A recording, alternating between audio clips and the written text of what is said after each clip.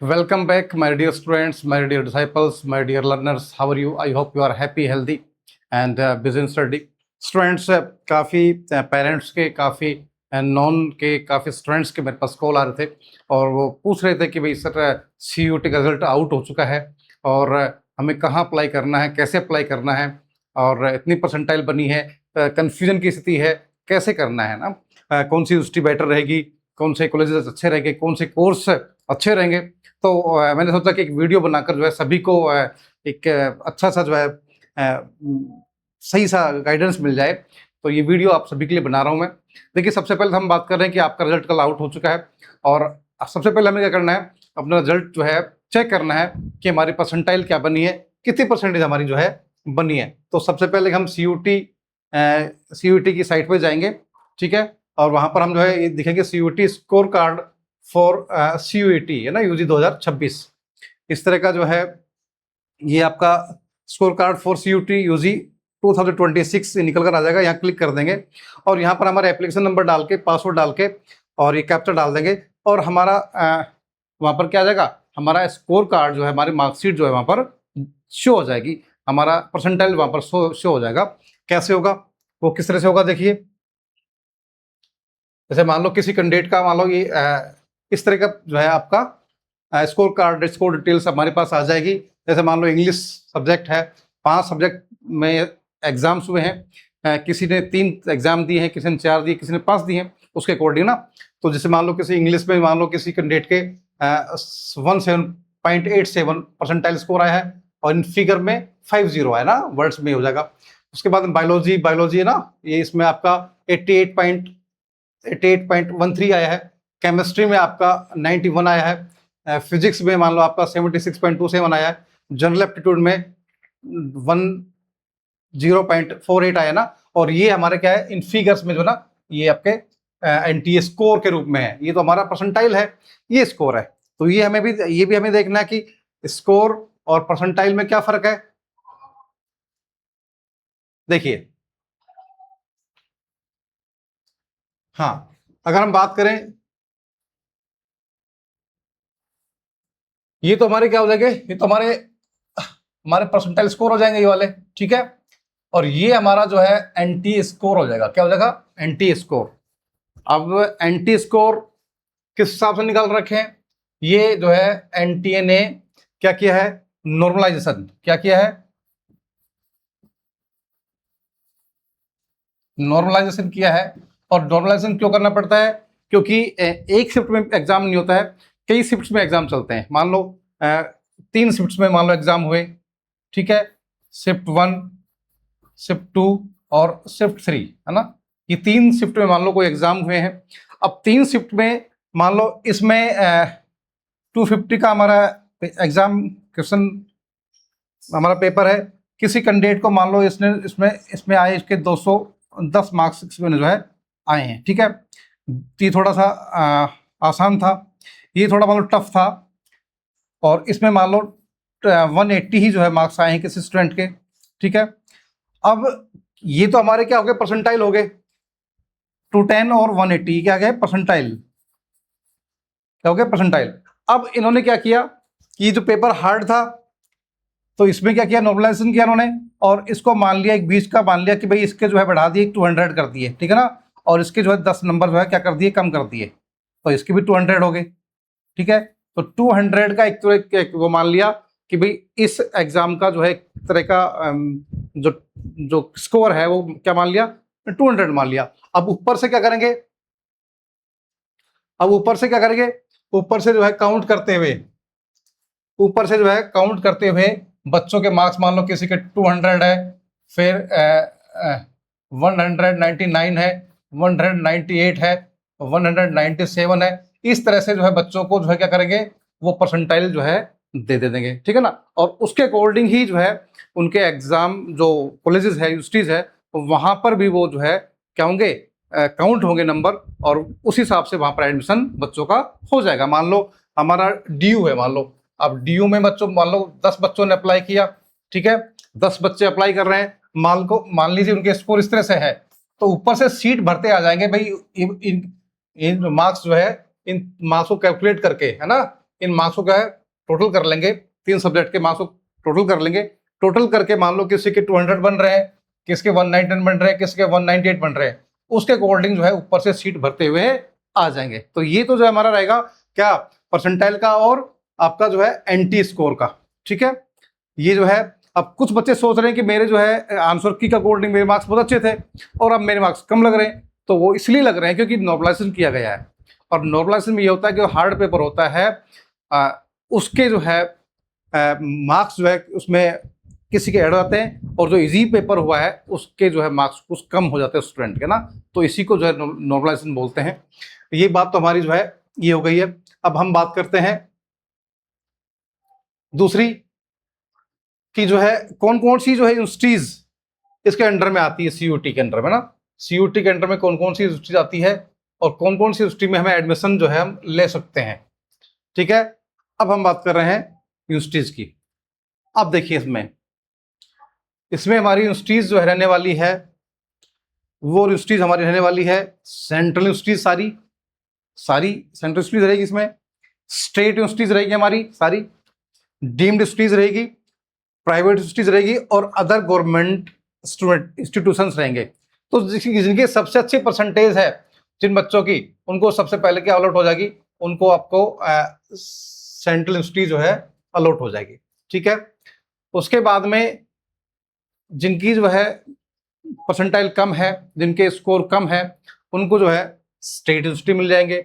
फिर उसके बाद में डीम्ड यूनिवर्सिटी मिल जाएंगे, प्राइवेट यूनिवर्सिटी मिल सकती है। और सबसे बड़ी बात यह कि आप कहाँ अप्लाई कर रहे हैं, जहाँ आप अप्लाई करेंगे उसके अकॉर्डिंग। मान लो आपने अप्लाई ही नहीं किया है तो ऐसा नहीं कि आपको अपने आप ही जो है अलॉट कर दे जाएंगे।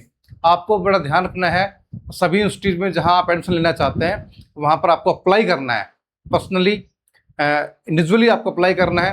कोई ऐसा शेड्यूल नहीं आएगा, बल्कि यूनिवर्सिटीज़ की साइट पे हम जाएंगे और वहाँ पर हम चेक कर लेंगे कि वहाँ पर जो है कोर्स के लिए एप्लीकेशन अवेलेबल है कि नहीं। अगर अवेलेबल है तो हमें तुरंत वहाँ पर अप्लाई कर देना है और अपना जो है CU2 का जो स्कोर कार्ड है वो भी जो है वहाँ पर शो करना है, दिखाना है, जिससे कि आपको उसके अकॉर्डिंग आपकी CU2 के मार्क्स के अकॉर्डिंग आपको वहाँ पर एडमिशन मिलेगा। ठीक है, तो अगर बात करें, मान लो सेंट्रल यूनिवर्सिटीज कौन कौन सी आती है, एक एक यूनिवर्सिटी हम देख लेते हैं। इसमें 49 जो है हमारी कितनी है, 49 सेंट्रल यूनिवर्सिटीज हमारी इसमें आ जाती है। अब बात यह है कि भैया आपको अप्लाई कहाँ करना है और कैसे करना है, वो भी मैटर करता है। मान लो आपने 3 सब्जेक्ट में जो है एग्जाम दिया है, केमिस्ट्री, फिजिक्स और मैथ। ठीक है, अब आप BS में या BS 4 ईयर में या BSc 3 ईयर में एडमिशन लेना चाह रहे हैं, तो हमें पता लगाना है कि जिस यूनिवर्सिटी में आप अप्लाई कर रहे हो वो कोर्स वहाँ पर है कि नहीं, वो यूनिवर्सिटी सब्जेक्ट मैपिंग वहाँ पर हुई है कि नहीं, वहाँ पर वो सब्जेक्ट है कि नहीं। ठीक है, मान लो हम एक यूनिवर्सिटी निकाल रहे हैं, सेंट्रल यूनिवर्सिटी ये अपन निकालते, असम यूनिवर्सिटी निकालते हैं। ठीक है, और अब आप कोई स्टूडेंट चाह रहा है कि मैं तो असम यूनिवर्सिटी में अप्लाई करना चाहता हूँ, उसके पास BSc करना चाह रहा है मान लो स्टूडेंट, या BS करना चाह रहा है, तो उसने पहले कंडीशन तो ये है कि उसने एग्जाम दिए कि नहीं, तीनों एग्जाम, फिजिक्स, केमिस्ट्री, मैथ वाले, अगर वो बीटेक करना चाह रहा है। ठीक है, या फिर BSc करना चाह रहा है तो जो है बायो वाला सब्जेक्ट दिया कि नहीं, 3 सब्जेक्ट दिए कि नहीं है, एग्जाम दिए कि नहीं। फिर अब उसमें जो है undergraduate programme mapping of central universities के रूप में ये है, हमें पता है, देख लिया हमने। अब इसमें जो है कौन कौन से प्रोग्राम है, डिग्री कौन कौन सी है, कौन कौन से प्रोग्राम है, और इसमें कौन कौन से जो है आपने सब्जेक्ट्स जो है ये एग्जाम दिए कि नहीं। देखिए मान लो हम बात कर लेते हैं, देखिए हम बात कर रहे हैं bachelor and masters in computer science, यहाँ पर ये अवेलेबल है BSc plus MSc 4 year undergraduate programme. ठीक है, लीडिंग टू 5 ईयर इंटीग्रेटेड, ये अगर 4 साल करें तो हम BSc 5 साल का हमारा MSc काउंट हो जाएगा। और हमारे पास ये हमें जो है एग्जाम हमने जो है CUT के अंडर दिए, इंग्लिश हमें दिया है। 3 डोमेन स्पेसिफिक सब्जेक्ट्स हमने जो है उसमें physics, mathematics as compulsory subject and any one other subject में एग्जाम हमने दिया है कि नहीं। अगर ये एग्जाम हमने दिए हैं तो हम यहाँ पर अप्लाई कर सकते हैं। आपके साथ में 12th क्लास में 50% मार्क्स जो है आपके रिक्वायर्ड है। ठीक है ना, ये आपको जो है इस तरह से हमें चेक करना है कि जिस यूनिवर्सिटी में हम अप्लाई कर रहे हैं उस यूनिवर्सिटी में हमें ये देखना है कि वो कोर्स है कि नहीं है, उस कोर्स की क्या कंडीशन है, और हमने उसके अकॉर्डिंग CUT में वो सब्जेक्ट का एग्जाम दिया है कि नहीं, ये बहुत इंपॉर्टेंट हो जाता है। ठीक है, ये बातें हमारी क्लियर हो गई होगी। ठीक है, ये हमारे आ जाती है, हाँ देखिए,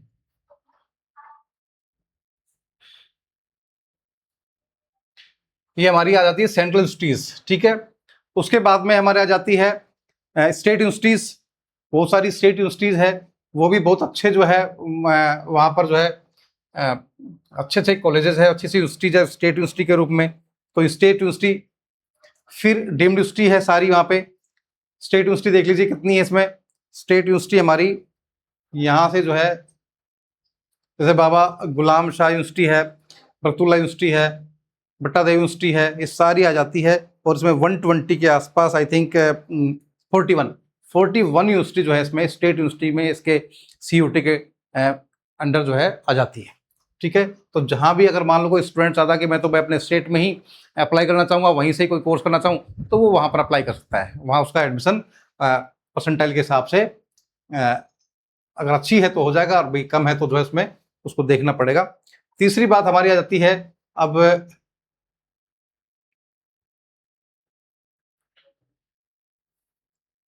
फिर आती है हमारी डीम्ड यूनिवर्सिटी, है ना। डीम्ड यूनिवर्सिटी में जो गवर्नमेंट एडेड यूनिवर्सिटी, इसको एक तरह से हम मान सकते हैं। और ये हमारी जो है 47 डीम्ड यूनिवर्सिटी जो है हमारी आ जाती है। इसमें भी बहुत अच्छी यूनिवर्सिटियाँ हैं, कई बहुत सारी है। ठीक है ना, लिंगायत विद्यापीठ यूनिवर्सिटी जैसे मान लो है यहाँ पे, जामिया हमदर्द है ना, और ICFAI हैदराबाद है। ठीक है, ये सारी जो है हमारी डीम्ड यूनिवर्सिटी के अंडर में, डीम्ड यूनिवर्सिटी के रूप में आ जाती है। उसके बाद में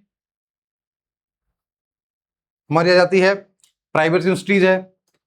तो जो भी अच्छी अच्छी यूनिवर्सिटीज है, प्राइवेट सेक्टर की यूनिवर्सिटीज है ना, जैसे अमेठी झारखंड है, अमेठी है ना, अमेठी का नाम बहुत, अमेठी अपेक्स है, ये सारी यूनिवर्सिटीज 120 के आसपास प्राइवेट यूनिवर्सिटीज CUT के थ्रू जो है एडमिशंस लेती है। ठीक है, तो जो स्टूडेंट प्राइवेट इंस्टीट्यूट में पढ़ना चाहता है वो यहाँ पर जा सकता है। उसके बाद हम बात करते हैं, लास्ट हमारा जाता है अदर गवर्नमेंट इंस्टीट्यूट्स। बहुत सारे जो है गवर्नमेंट इंस्टीट्यूट्स है, जैसे मान लो Rajiv Gandhi institute of petroleum technology है, national institute of food technology है ना, एंटरप्रेन्योरशिप एंड मैनेजमेंट कुंडली में है ये। नेशनल फॉरेंसिक साइंस यूनिवर्सिटी है, ये बहुत अच्छे इंस्टीट्यूट है।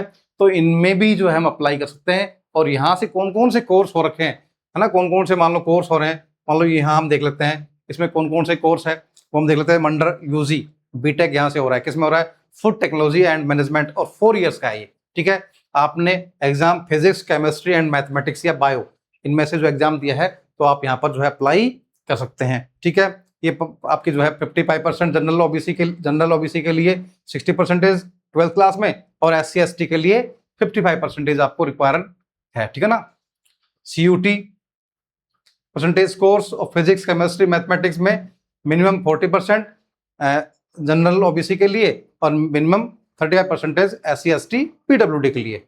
ठीक है, और ये लैंग्वेज क्या है, सभी के लिए कंपलसरी है ना। तो इस तरह से हमें देखना है, यूनिवर्सिटी ओपन करनी है हमें। यूनिवर्सिटी ओपन करने के बाद हम देख लेंगे कि वहाँ पर ये कोर्स है कि नहीं, जो कोर्स हम चाह रहे हैं, और उसके बाद में वो देख लेंगे मैपिंग है, CUT के अंडर में है, CUT के थ्रू एडमिशन में हो रहे हैं। देखा, इसमें देखो अलग चीज़ दिख रही है, आपको दिख रही होगी, ये देखिए आप, इसमें दे रखा है कि ये तो जो है, ये तो विदाउट CUT है, और ये CUT के अकॉर्डिंग है ना। ठीक है, ये मिनिमम चाहिए हमें, तो हम अप्लाई कर सकते हैं वहाँ पे। तो ये सारा जो है आपका इस तरह से रहने वाला है। अब हम बात कर लेते हैं इंपॉर्टेंट यूनिवर्सिटीज कौन कौन सी है। ठीक है, best universities for BS and BSc है ना, थ्रू CUT के माध्यम से BSc, हाँ कौन सी, BSc या फिर BS ये 4 ईयर है, 4 ईयर डिग्री है, और ये है 3 ईयर है। ये हमारा जो है पारंपरिक एक तरह से जो चली आ रही है, मान लो कोई किसी PCS का एग्जाम देना है, या फिर आपको PG करनी है। इसमें क्या होता है, BS में बैचलर रिसर्च के रूप में है ना, रिसर्च रिसर्च के रूप में है, और D&R डेवलपमेंट रिसर्च के बाद में जो है काफ़ी इंपॉर्टेंट है और इसका काफ़ी स्कोप है। तो ये 4 ईयर कोर्स है, इसको हम अप्लाई कर सकते हैं। तो ये सारी यूनिवर्सिटी जो है, यूनिवर्सिटी ऑफ दिल्ली है, बनारस हिंदू यूनिवर्सिटी है, जवाहरलाल नेहरू यूनिवर्सिटी है, यूनिवर्सिटी ऑफ इलाहाबाद है। ये बहुत इंपॉर्टेंट यूनिवर्सिटी जो है इन सब्जेक्ट्स, इन जो है कोर्सेज के लिए। किसके लिए है? BS और BSc के लिए। टीयर 1 के अकॉर्डिंग में आती है। टीयर 2 में कौन सी आ जाती है?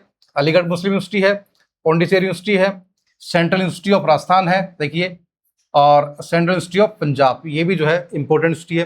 फिर बेस्ट कोर्सेज यहाँ से क्या क्या है? BSc मैथमेटिक्स है, BSc फिजिक्स है, BSc केमिस्ट्री है, BSc स्टैटिक्स है, BSc कंप्यूटर साइंस है और BSc इन लाइफ साइंस है। ये सारे कोर्स यहाँ पर अवेलेबल है आपके लिए, ठीक है।